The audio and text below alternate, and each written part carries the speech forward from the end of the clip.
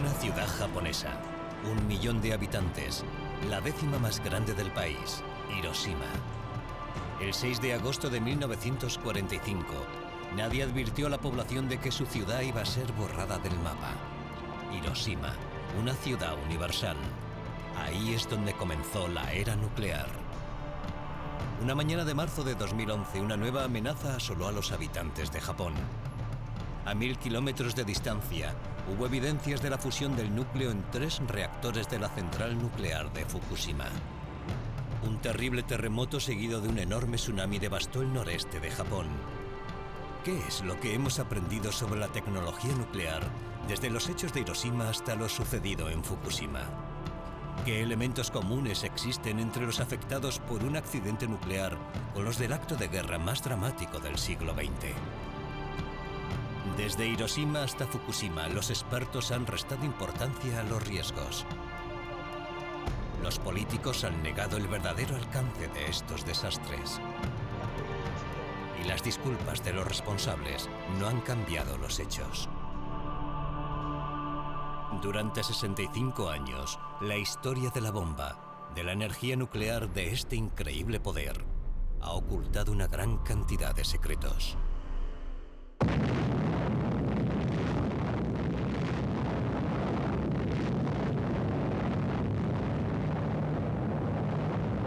La cara oculta de Hiroshima.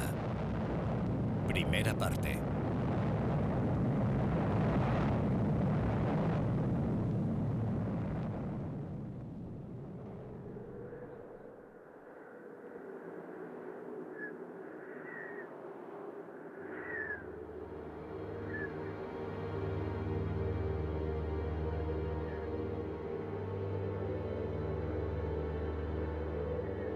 Estas siluetas han quedado impresas para siempre en las retinas de los que padecieron la primera explosión nuclear de la historia.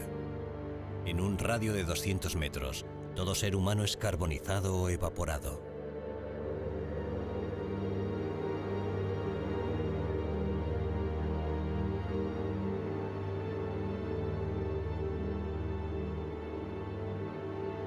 Solo aquellos que estuvieron lo suficientemente alejados del epicentro, protegidos bajo paredes de hormigón, sobrevivieron.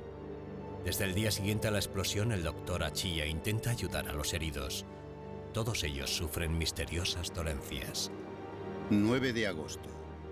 Ayer uno de los heridos estuvo quejándose durante todo el día de dolor. Hoy ha estado sangrando por varios sitios, por la boca y por la piel. Cuando este hombre llegó al hospital, tan solo mostraba signos de debilidad. Aparentemente, al menos, no había signos de lesiones. Esta mañana, otros pacientes han comenzado a sangrar por la piel y han vomitado sangre, y hasta ahora ninguno de ellos había mostrado ningún síntoma.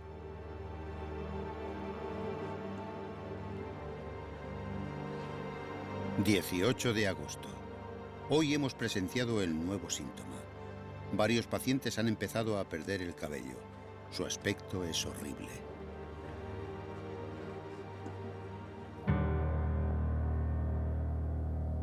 Los observadores que envió el ejército japonés no entendían lo que estaba ocurriendo. Hiroshima y Nagasaki habían sido devastadas por un arma desconocida que no se asemejaba a ningún gas venenoso.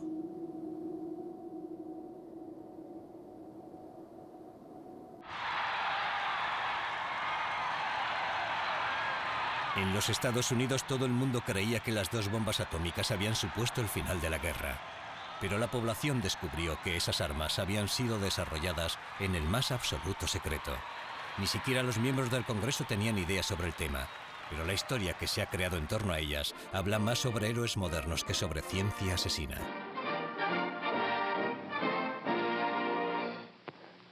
On July 16, 1945, at Alamogordo, the atomic age was born. Minus 20 seconds. Doctors James Bryant Conant and Vannevar Bush were among the handful of spectators. Minus 5 seconds. Now!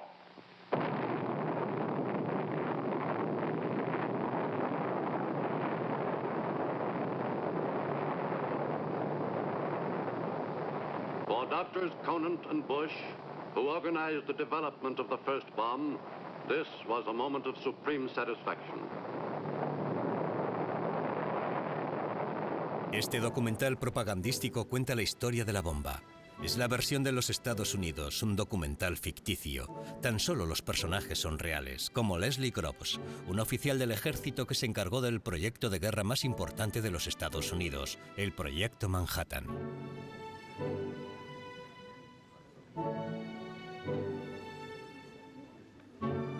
As head of the Manhattan District during the war, I was responsible for the development of the atomic bomb, control of atomic energy, and for all of the security. Este es Robert Oppenheimer, director científico del Proyecto Manhattan. Automatic control has got it. This time, Rob, the stakes are pretty high. It's going to work all right, Robert, and I'm sure we'll never be sorry for it. Well, we'll know in 40 seconds. Su obsesión, averiguar si la bomba era efectiva. Y ese es Bush, el político, el mismo que consiguió materializar la bomba gracias a una alianza entre las Fuerzas Armadas, los científicos y magnates de la industria, que fueron los que crearon lo que hoy conocemos como el complejo industrial militar. De esta alianza surgió la bomba atómica, un arma que cambiaría el mundo.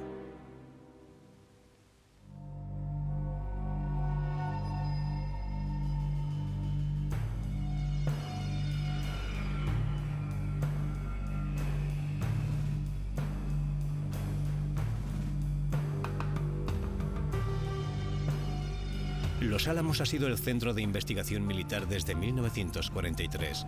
En esa época, Oppenheimer, el científico, persuadió a Groves, el oficial militar, para que creyese que esa era la localización ideal para construir un prototipo de la bomba. De cualquier manera, los investigadores han garantizado el acceso a fuentes ilimitadas que permiten a la ciencia completar sus propósitos, permitir el nacimiento de un monstruo. Hay que destruir Hiroshima para demostrar que la bomba atómica es el mejor descubrimiento científico de todos los tiempos.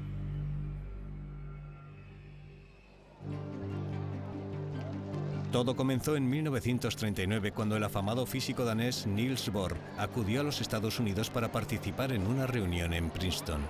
Bohr llevó malas noticias. Al parecer, varios investigadores alemanes habían dirigido con éxito un experimento sobre la fisión del uranio. Este proyecto supuestamente creaba una energía espectacular. And the result? Nuclear fission, but it is equivalent to mass. In the process En el mundo of fission, científico, a la tiny noticia fraction cayó is left over. como una What bomba. happens to it? It explodes as energy, proving Einstein's theory that mass and energy are really the same.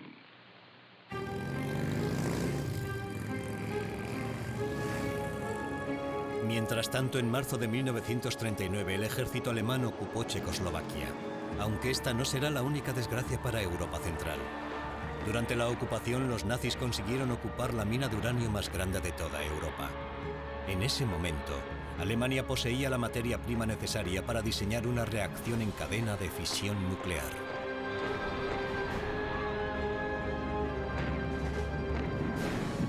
Estalla la guerra.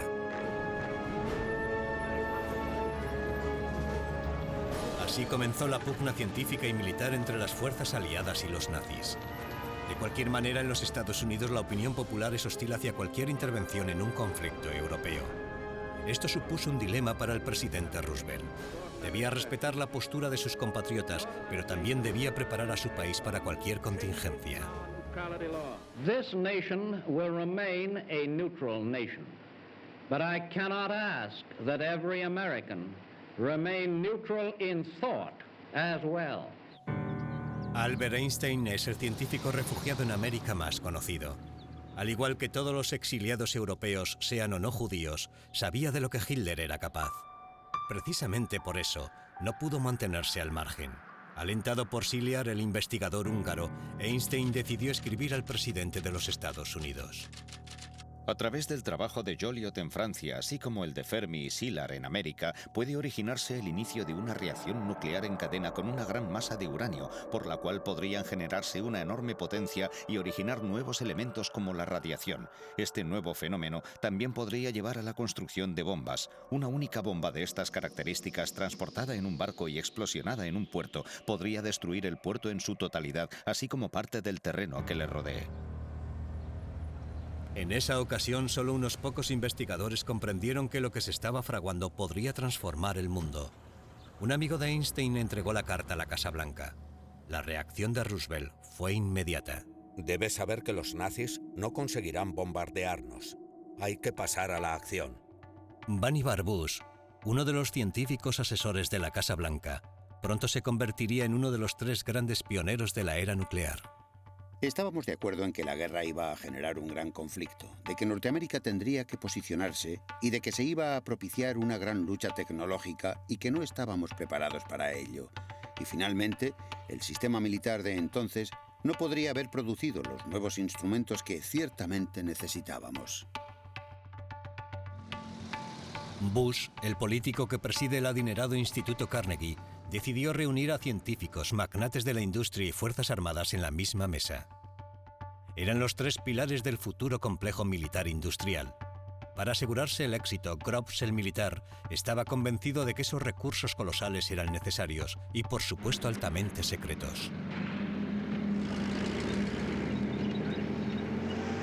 Los sucesos en Europa se producen con rapidez. En el verano de 1940, el ejército alemán, a través de su brillante ofensiva, invade Bélgica y Francia en tan solo 6 semanas. Gran Bretaña permanece enfrentada a Hitler. Los alemanes desfilan por los campos elíseos.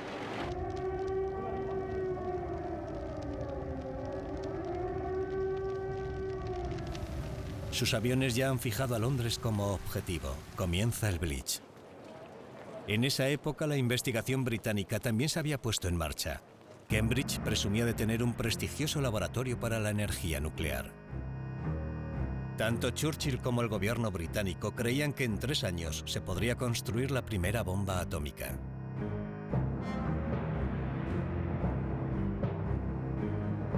Pero todas estas investigaciones se mantuvieron absolutamente ocultas a los nazis. Los reportajes propagandísticos de la posguerra cuentan lo que ocurrió después. Y de nuevo nos intentan convencer de que todo se reducía a una cuestión secreta de vida o muerte. Bush, el político, muestra preocupación sobre los ataques a Londres en presencia de uno de sus colegas. As Harold Urey told you, they're getting a whole output of heavy water from the big Norwegian plant. They couldn't be doing it for anything else. What was your impression of British progress? Chadwick and the other physicists agree entirely with us that given pure uranium-235, the bomb will work. But they realize that this will run into a big industrial job. The British are overtaxed by the present war production, and they urge that the job be done over here. Ciertamente, bajo los bombardeos, Inglaterra decide pasar el testigo de su investigación a Estados Unidos. Por ello envían a Washington un manual sobre la energía atómica, el Informe Mott. Hemos llegado a la conclusión de que sería posible hacer efectiva la bomba de uranio, que contendría 13 kilogramos de material activo, lo cual equivaldría al efecto destructivo de 1.800 toneladas de TNT. Además, liberaría grandes cantidades de radiación, afectando negativamente a los humanos durante un largo periodo de tiempo.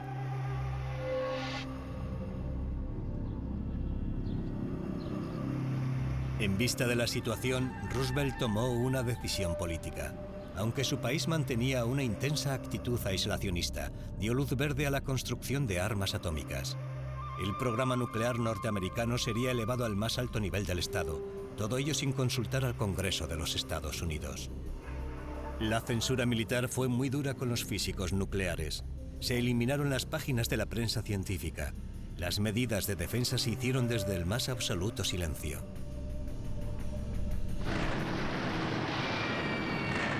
Pearl Harbor, 7 de diciembre de 1941.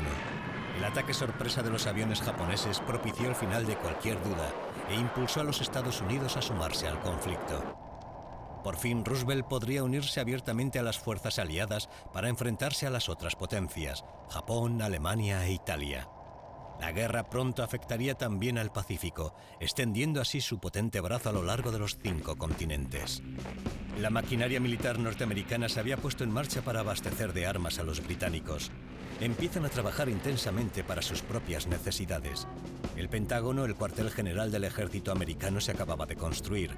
A la cabeza de este proyecto se encontraba un pragmático militar, Leslie Groves.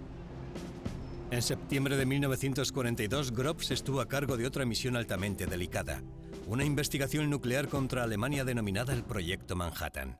Precisamente en ese momento, cuando se obtenían los primeros resultados, los científicos aislaron un nuevo elemento, el plutonio, más pesado que el uranio y mucho más eficiente a la hora de construir una bomba. Tal y como se ha contado en documentales propagandísticos de la posguerra, su uso era incluso inofensivo aunque las apariencias engañen. Here it is, General Groves, plutonium. Well, that's the first I've ever seen. But after this, if you don't mind, I wish you'd hold something under it, because after all, there's about over $50 million in that tube.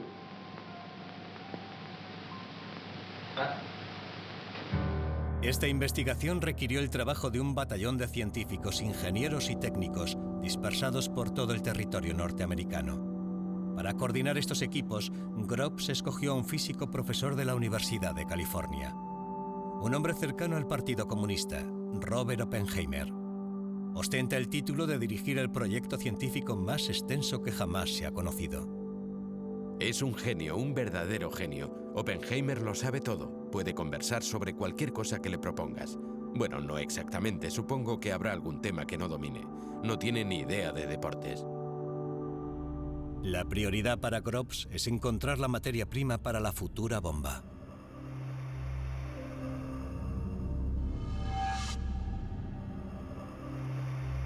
Lo más importante era el uranio.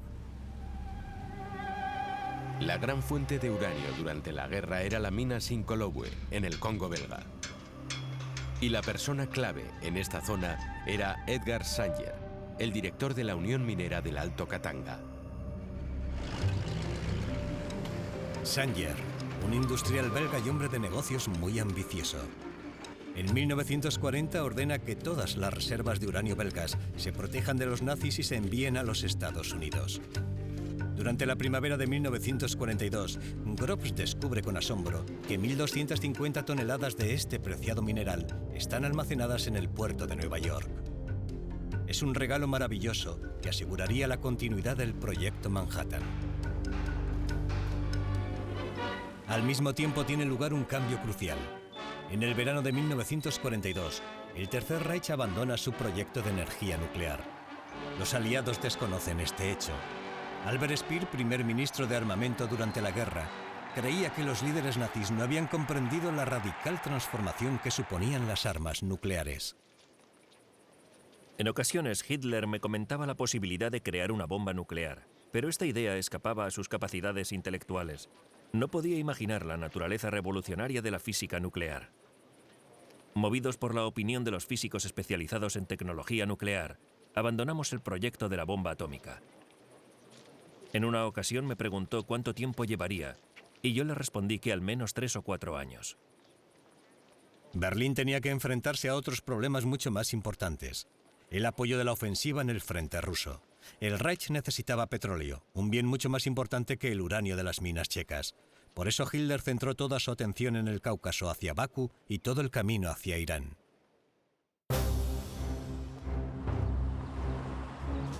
Dupont de Nemours es uno de los gigantes de la industria americana, el inventor del nylon. Además, fue el proveedor de explosivos y munición durante la Guerra Civil y las 2 guerras mundiales. A Dupont le llamaron para apoyar el Proyecto Manhattan. También invitaron a Monsanto, Kellogg, Union Carbide y otras importantes empresas americanas. Hiroshima tenía que ser destruido para estabilizar el poder económico y político del complejo militar industrial.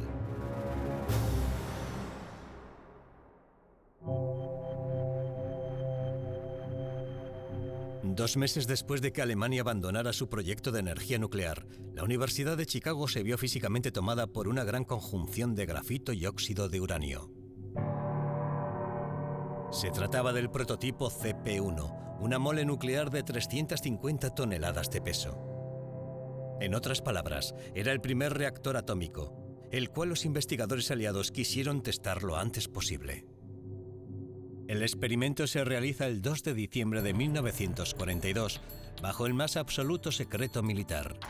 Ni siquiera los universitarios ni los habitantes de la ciudad de Chicago fueron informados. Antes de un consejo escolar, el Premio Nobel de Física Enrico Fermi ordenó el comienzo de la reacción en cadena. Si erraba, aunque fuera ligeramente en sus cálculos, es posible que se hubiese producido una explosión nuclear en el centro de Chicago.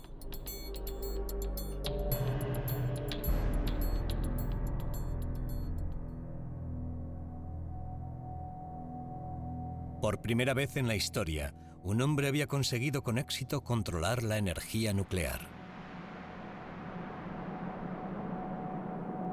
Sabíamos que estábamos a punto de liberar a un gigante. Aún así, no podíamos evitar ese espeluznante sentimiento al constatar que lo habíamos conseguido. Entre los espectadores un hombre se había quedado fascinado. Su nombre, Crawford Greenewald, ingeniero químico de DuPont de Nemours. La concentración de neutrones en la sala sobrepasaba los límites tolerables y la radiación gamma estaba justo en los límites deseables para una exposición de 24 horas de un humano.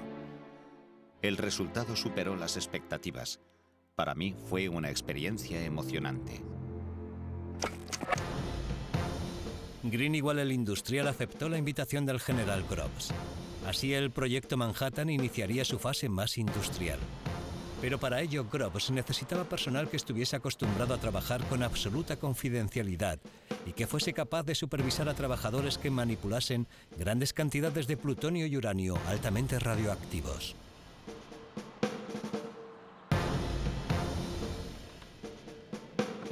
El contrato era colosal, pero también arriesgado. Greenewald tenía sus dudas.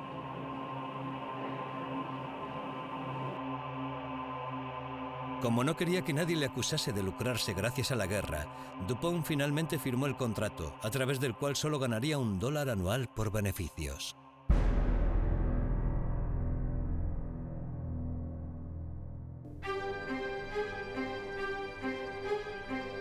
En alguna parte de la costa oeste, en medio del desierto, a 300 kilómetros de Seattle, se encuentra Hanford. El tamaño de este lugar construido por DuPont de Nemours muestra el alcance de sus necesidades industriales. Este lugar ocupa 1.500 kilómetros cuadrados. A lo largo de 9 meses, 85.000 trabajadores erigieron 3 reactores nucleares y una planta de tratamiento de agua capaz de abastecer a una ciudad de 1 millón de habitantes.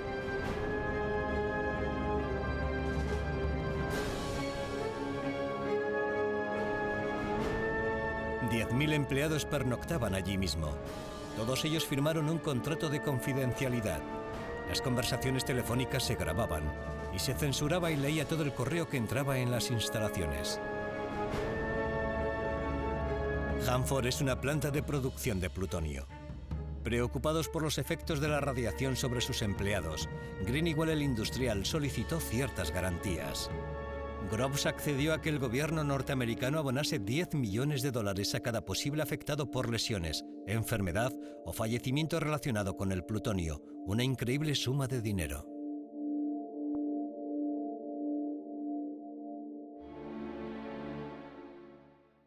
El proyecto Manhattan se dispersa por los Estados Unidos, en parte gracias a Monsanto y General Electric.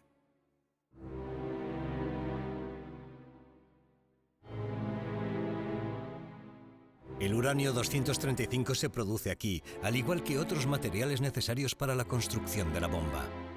Se necesitan varias toneladas de uranio para conseguir 1 gramo de combustible nuclear. Aquí, al igual que en otros lugares, Groves aisló todo lo que pudo los diferentes pasos de la línea de producción para mantener el proceso en secreto. Muchos de los empleados no supieron en lo que habían estado trabajando hasta el final de la guerra. El proceso, así como los planos de la bomba, se contaron en los cuadernos de notas de Greenewald. Estas anotaciones fueron un secreto militar hasta 1989.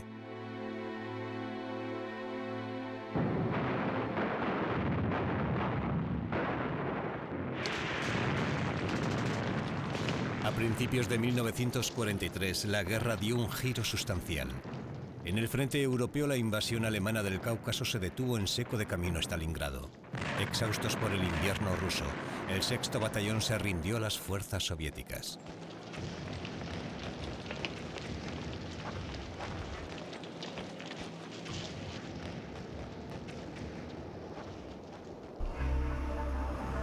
Verano de 1943. Las fuerzas aliadas se reúnen en Quebec. Churchill convoca una reunión con un único propósito en mente: impedir que los Estados Unidos monopolizasen la tecnología nuclear. Gran Bretaña, Estados Unidos y Canadá decidieron aunarse en favor del proyecto Manhattan. Canadá, poseedora de una gran cantidad de minas de uranio, aportaría 4.000 toneladas hasta 1946. 2 años antes, los ingleses habían enviado a través del Atlántico a unos 20 científicos británicos que trabajaban en laboratorios norteamericanos.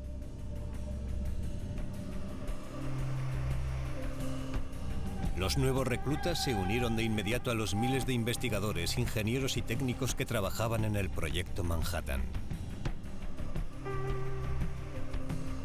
Los Álamos, el tercer centro de investigación más grande del proyecto Manhattan.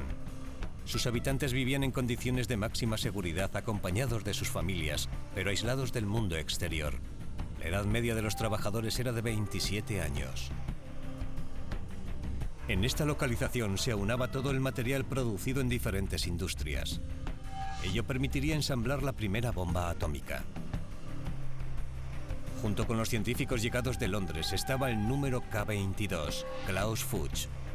Nadie sabía que este joven físico alemán era un comunista que trabajaba para Moscú. Los geopolíticos han trabajado de esta manera para dominar a los científicos. En este lugar, investigadores y miembros de las Fuerzas Armadas se planteaban ciertas preguntas muy concretas. ¿Qué clase de arma construir? ¿Bombas de precisión para diezmar el ejército enemigo? ¿O una bomba de destrucción masiva tal y como Oppenheimer, el científico, transmitió por carta a su amigo Enrico Fermi? Quiero informarte sobre el asunto de los alimentos envenenados por radiactividad. Recomiendo retrasarlo al máximo. Con respecto a esta cuestión, pienso que no deberíamos contemplar un plan a menos que podamos enviar los alimentos suficientes como para matar a 500.000 de hombres.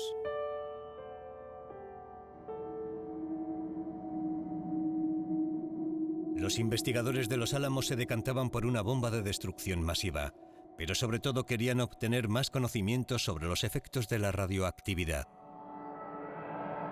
El 1 de agosto de 1944 ocurrió un incidente en el edificio D de los Álamos. La víctima fue un joven químico de 23 años llamado Don Mastic. Durante un experimento, un tubo de ensayo se rompió y el preparado de plutonio se esparció por su cara. Solo se derramaron unas gotas. Preguntó a su doctor, el doctor Hempelmann, pero nadie imaginó el alcance de la lesión. Hempelmann se dirige a Oppenheimer. Sería conveniente cuestionarse ciertos asuntos ahora que sabemos que incidentes como el de Mastic pueden volver a suceder a pesar de que se tomen todas las precauciones. Los militares apoyaron este tipo de programas de observación. El problema más urgente era determinar la toxicidad de los materiales que estábamos utilizando: uranio, radio, polonio, berilio. Esto requería estudiar la manera en la que estos materiales podrían introducirse en el cuerpo, bien fuera mediante la ingesta, inhalación, la absorción a través de la piel o incluso de otras maneras. A Don Mastic se le realizaron varias pruebas médicas, pero para descubrir los efectos de la radiación con seguridad, utilizaron a más personas. Se sugirió que se eligiese a un paciente del hospital de Rochester para inyectarle 10 microgramos de material radioactivo y que sus excrementos se enviasen al laboratorio para ser analizados.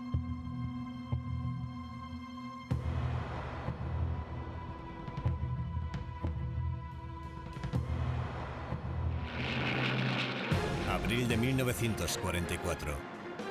A principios de verano de 1944, lejos de los laboratorios norteamericanos, el Ejército Rojo entra en Polonia. Las fuerzas aliadas ocuparon Sicilia y aterrizaron en Normandía, abriendo así un nuevo frente en el oeste. Es posible que no fuese necesario utilizar la futura bomba en Europa.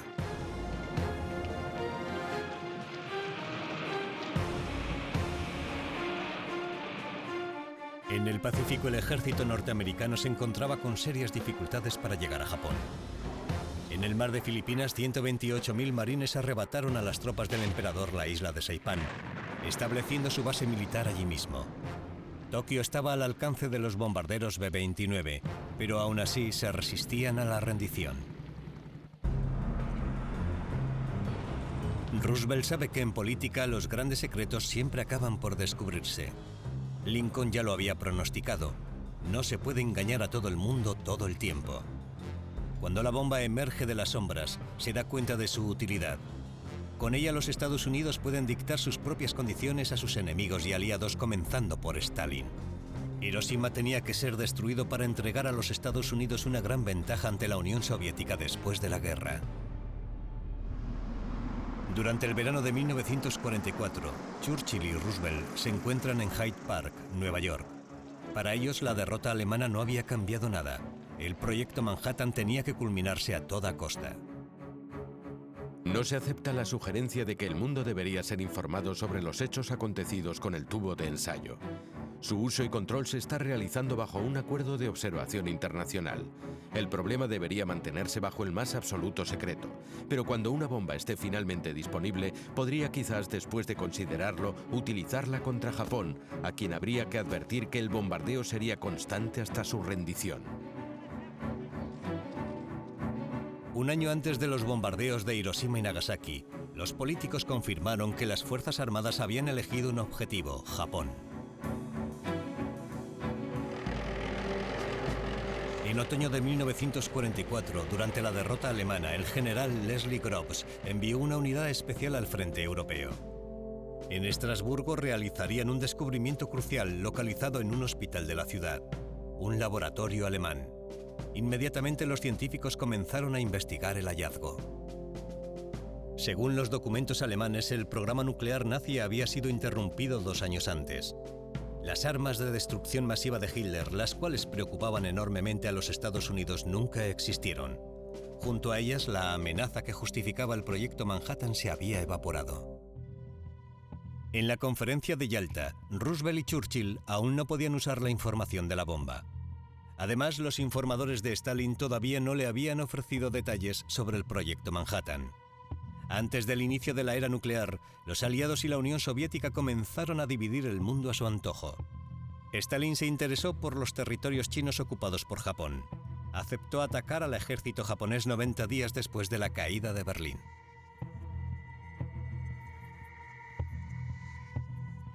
Solo quedaba acordar quién ocuparía primero la isla oriental. Pero Tokio sigue resistiéndose a la rendición.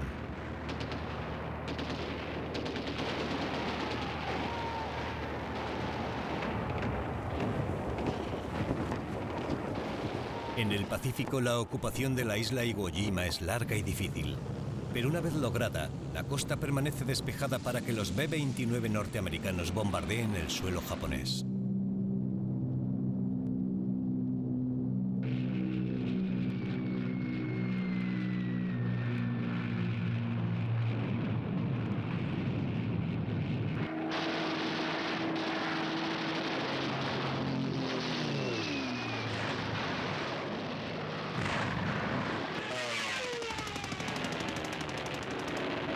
Tokio y la mayoría de las grandes ciudades sufren un ataque constante. Alrededor de 8 millones de habitantes tienen que abandonar sus hogares. Durante la noche del 9 de marzo de 1945, un diluvio de bombas mataron a más de 100.000 personas en la capital japonesa. El país está exhausto. Se han quedado sin comida, combustible y munición. Su potente ejército naval ha sido completamente arrasado. Los pilotos kamikazes combaten hasta la muerte en aviones improvisados, sin suficiente combustible para volver a la base. Sus sacrificios dejaron claro el hecho de que Japón nunca se rendiría.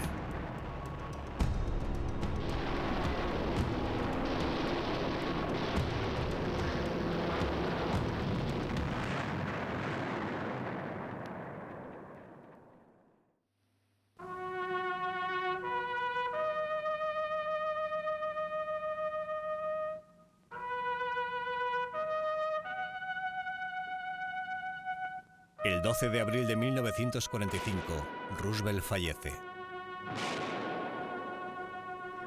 Su sucesor, Harry Truman, ex senador y especialista en asuntos militares, desconocía el Proyecto Manhattan, aunque fue el vicepresidente de los Estados Unidos durante 6 meses.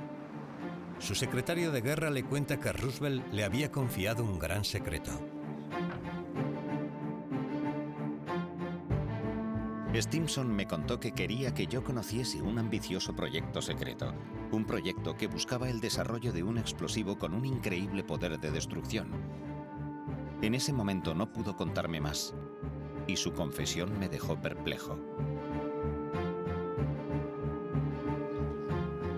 Pero Truman pronto comprendería la novedosa ventaja que la bomba atómica aportaría.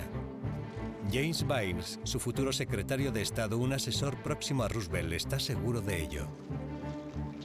Byrnes me contó que esa arma podría ser tan potente como para hacer desaparecer ciudades enteras y asesinar a gente a una escala sin precedentes, y aseguró que, según su parecer, la bomba podría facilitarnos la posición adecuada para poder dictar nuestras propias condiciones al finalizar la guerra. Además, Byrnes escribió el discurso de investidura de Truman.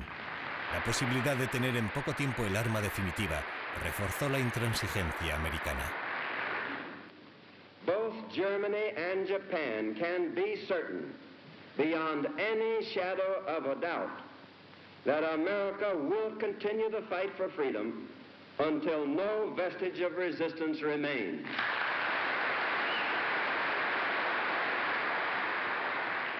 Our demand has been, and it remains, unconditional surrender.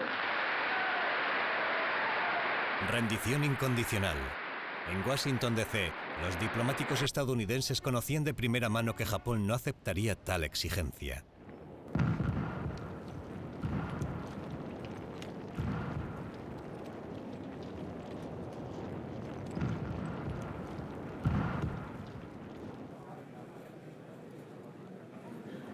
El 8 de mayo el mundo presencia la rendición de Alemania.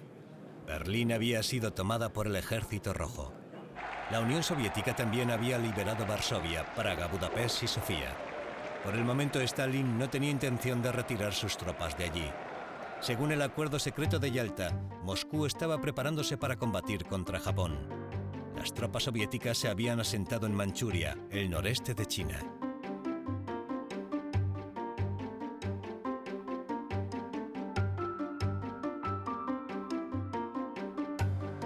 En Europa ya había comenzado el periodo de la posguerra, pero Churchill está preocupado por las intenciones de Stalin con respecto a Europa del Este. Por eso propone una reunión urgente con Truman. A mí me parece que esta cuestión difícilmente puede tratarse por correspondencia. Por eso deberíamos reunirnos lo antes posible los 3 mandatarios. La respuesta de Truman es sorprendente.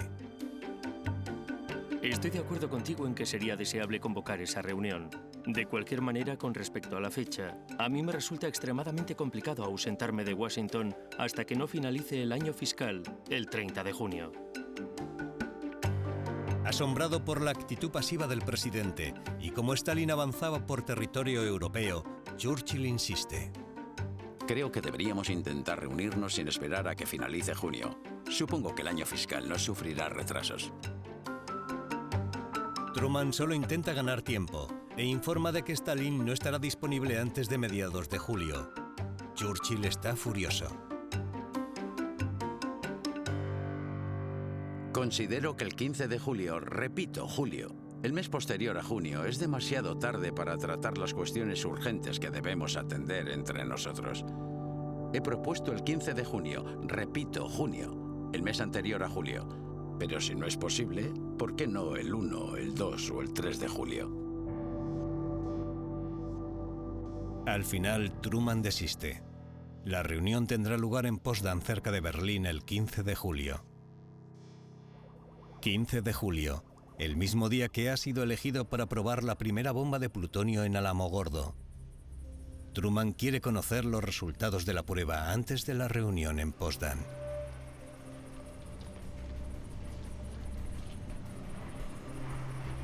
En Alamogordo, así como en Los Álamos, el equipo trabaja contra reloj.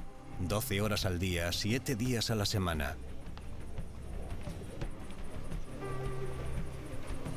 Oppenheimer narra: No creo que jamás hayamos trabajado tan duro y a tanta velocidad como en el período posterior a la rendición de Alemania. Y todo para poder usar la bomba. Estábamos bajo una increíble presión para terminar antes de la reunión de Potsdam.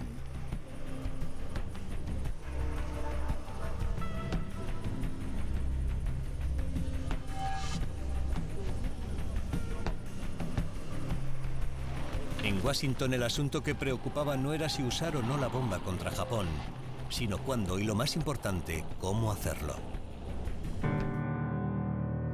No basta con destruir los objetivos con los bombardeos. Es preferible que el objetivo principal sea lo suficientemente grande como para que podamos delimitar bien los daños causados. De esta manera podremos determinar mejor la intensidad de la bomba. 3 ciudades se habían seleccionado para ser un potencial objetivo: Niigata, Kokura e Hiroshima. Lo importante es que la prueba fuese efectiva. Para las fuerzas aéreas de los Estados Unidos, Hiroshima era la ciudad más adecuada. Para el radar es un buen objetivo, y por su tamaño yo diría que gran parte de la ciudad podría resultar seriamente dañada. Hay colinas adyacentes que podrían producir un efecto centralizador, incrementando considerablemente los daños. Todo está decidido, aunque no se habla de avisar a los japoneses. Algunos científicos de Chicago lo consideran conveniente. Creemos que es desaconsejable usar bombas nucleares contra Japón sin haberles avisado previamente. Si los Estados Unidos fuesen los primeros en utilizar esta nueva e indiscriminada forma de destrucción, pondría en jaque el apoyo público exterior. Leo Szilard, el físico exiliado que trabajó al lado de Einstein, viajó expresamente a Washington para suplicar por la población civil. Bynes, el secretario de Estado, le explicó que no se podía detener el plan. Me dijo que habían gastado $2.000 millones en desarrollar esa bomba. ¿Cómo voy a explicar al Congreso que no puedo demostrar dónde he gastado el dinero si no hay proyecto que lo avale? En el Congreso se empiezan a cuestionar las enormes cantidades de dinero empleadas en el arma. Después de permanecer 3 años en secreto, la bomba tenía que hacer su aparición. Si el arma no se utilizaba contra un objetivo real, el esfuerzo seguiría siendo invisible e incomprendido. Podemos proponer que si técnicamente no se puede demostrar un posible final de la guerra, no vemos aceptable un uso militar directo.